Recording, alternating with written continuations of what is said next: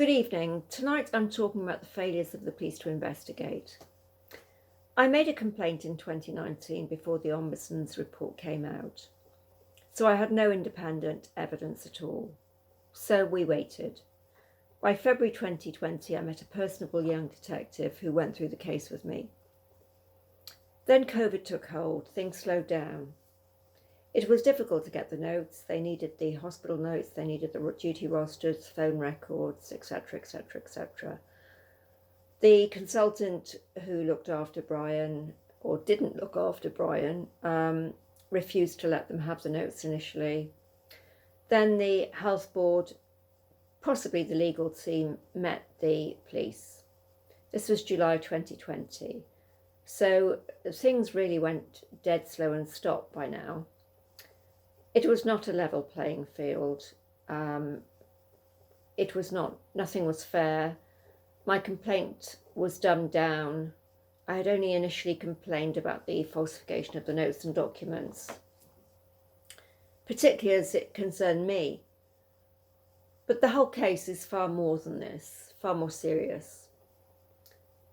In the event, no one was interviewed by their own admission. They had no clue about the legislation governing falsification of records, as one DC in particular sent me strange emails asking what legislation did falsification of notes and documents encompass.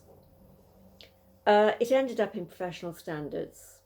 I requested very politely that this be looked at by South Wales Police rather than Gwent Police. The DCC I was in contact with agreed, but it was going to be a review. Well, I ask, how can you review something that you've never looked at in the first place? I began not to trust them, none of them. I was not allowed to have a contact in South Wales Police because this senior investigating officer in South Wales Police was to be sterile. This to me and my solicitor was incongruous, highly irregular. Another major problem is that they only have half of the evidence. The other half is still here with me.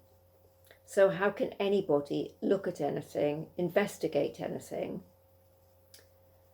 Finally, in the last few weeks, I made an SAR to South Wales Police. They have never had my complaint. So I am dealing with rank corruption. Why? They are supposed to investigate crime. It's a breach of human rights. When someone alleges neglect, this is a breach of Article 3. This seems to be systemic from the top down. I'm not going into any detail here as it is sub judice. Needless to say, I've had huge support pre-election from AMs who asked and felt I deserved an honest investigation.